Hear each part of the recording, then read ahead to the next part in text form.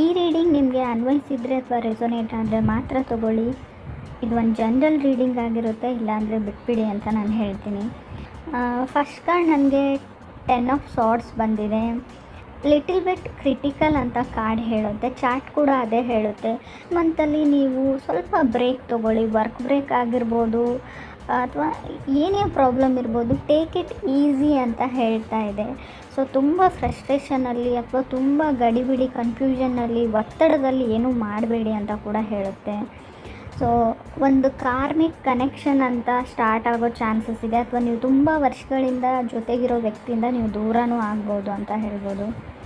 So 100% ಆಗಿ karmic connection ಅಂದರೆ ತುಂಬ ಒಂದು 25 ವರ್ಷ ಆಗಿರುತ್ತೆ, 20 ವರ್ಷ, 10 ವರ್ಷ ಆಗಿರ್ಬೋದು ನೀವು ಮದುವೆ ಆಗಿ ಅಥವಾ ರಿಲೇಷನ್ಶಿಪ್ಪಲ್ಲಿ.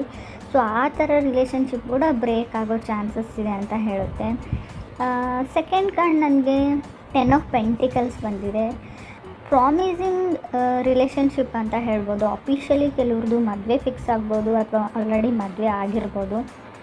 ಅಥವಾ ನಿಮ್ಮ ವರ್ಕ್ ಲೈಫಲ್ಲಿ ತುಂಬ ಡಿಸ್ಟರ್ಬೆನ್ಸ್ ನಿಮಗೆ ಕಾಣ್ಬೋದು. ಇನ್ಕಮಲ್ಲಿ ಕೂಡ ಡಿಸ್ಟರ್ಬೆನ್ಸ್ ಇರ್ಬೋದು ಅಂತ ಕಾರ್ಡ್ ಹೇಳುತ್ತೆ.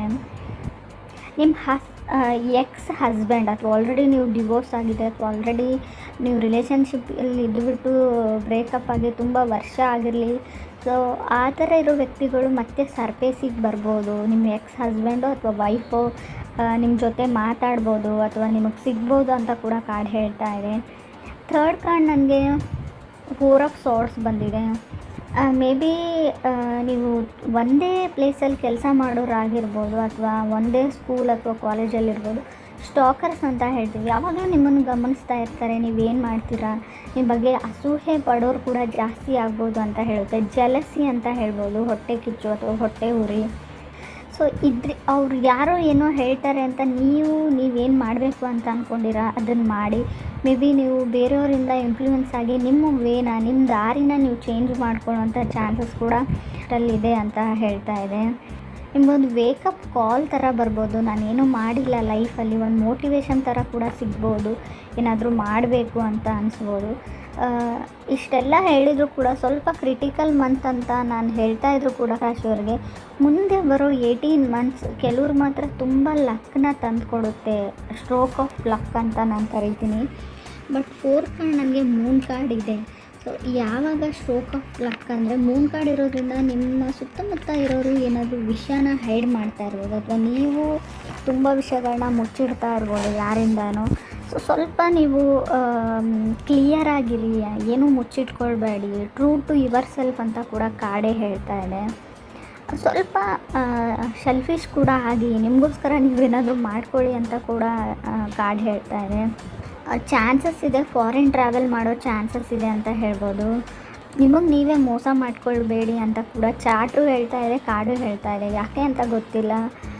ತುಂಬ ಮುಂದೆ ಬರೋ ನಿಮ್ಗೆ ಯಾವುದಾದ್ರೂ ಅವಾರ್ಡ್ ಬರ್ಬೋದು, ಎಂಪ್ಲಾಯ್ ಆಫ್ ದಿ ಇಯರ್ ಆಗ್ಬೋದು, ಕೆರಿಯರಲ್ಲಿ ವರ್ಕ್ ಲೈಫಲ್ಲಿ ಅಂತ ಕೂಡ ಹೇಳ್ತಾ ಇದೆ. ಮೇ ಬಿ ಇಂಟರ್ನೆಟ್ ಆ್ಯಕ್ಟಿವಿಟಿ ಅಂತ ಕರಿತೀವಿ, ನಿಮ್ಮದು ಚಾನಲ್ ಇರ್ಬೋದು, ಇನ್ಸ್ಟಾಗ್ರಾಮ್, ಫೇಸ್ಬುಕ್, ಸಮಥಿಂಗ್ ಏನಾದರೂ ಇರಲಿ, ಅಲ್ಲಿ ಲಕ್ ಆ್ಯಂಡ್ ಗುಡ್ ಲಕ್ನ ನಾನು ಹೇಳ್ತೀನಿ. ಸ್ವಲ್ಪ ವರ್ಕ್ ಲೈಫಿಂದ ಬ್ರೇಕ್ ತೊಗೊಳ್ಳಿ ಅಂತ ಹೇಳ್ತಾ ಇದೆ. ತುಂಬ ಟೆನ್ಷನ್ ತೊಗೊಳ್ಬೇಡಿ, ಹೆವಿ ವರ್ಕ್ ಮಾಡಬೇಡಿ ಅಂತ ಹೇಳುತ್ತೆ. ಲಾಸ್ಟ್ ಕಾರ್ಡ್ ನನಗೆ ಸನ್ ಕಾರ್ಡ್ ಬಂದಿದೆ. ಹಾಲಿಡೇಸ್ ಮತ್ತು ವೊಕೇಷನ್ಸ್ನ ರೀಪ್ರೆಸೆಂಟ್ ಮಾಡುತ್ತೆ. ಹೀಲಿಂಗ್ ಅಂತ ಹೇಳುತ್ತೆ. ಎಂಜಾಯಿಂಗ್ ಲೈಟ್ ಅಂತ ಹೇಳ್ಬೋದು. ಸ್ವಲ್ಪ ಬಿಸಿಲಲ್ಲಿ ಹೋಗಿ ವಿಟಮಿನ್ ಡಿ ಕಮ್ಮಿ ಆಗಿರೋವಂಥ ಚಾನ್ಸಸ್ ಇದೆ ಬಾಡಿಯಲ್ಲಿ. ಸ್ವಲ್ಪ ಲೈಟ್ನ ತೊಗೊಳ್ಳಿ, ಬಿಸಿಲಿಗೆ ಕುಂತ್ಕೊಳ್ಳಿ ಅಂತ ಹೇಳ್ತಾ ಇದೆ. ಬಿಸಿಲನ್ನ ಎಂಜಾಯ್ ಮಾಡಿ ಅಂತ ಕೂಡ ಹೇಳ್ತಾ ಇದೆ.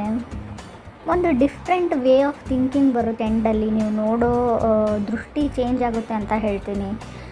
ಜನಗಳನ್ನ ಜಡ್ಜ್ ಮಾಡೋದು ಅಥವಾ ಈ ಜಗತ್ತನ್ನ ಜಡ್ಜ್ ಮಾಡೋ ರೀತಿ ಕೂಡ ಚೇಂಜ್ ಆಗುತ್ತೆ ಅಂತ ನಾನು ರಾಶಿಯವರಿಗೆ ಹೇಳ್ತೀನಿ. ಸ್ವಲ್ಪ ಚಾಲೆಂಜಿಂಗ್ ಇದೆ, ಬಟ್ ಅಷ್ಟೇ ಚೆನ್ನಾಗಿದೆ ಅಂತ ಕೂಡ ಚಾರ್ಟ್ ಹೇಳ್ತಾ ಇದೆ.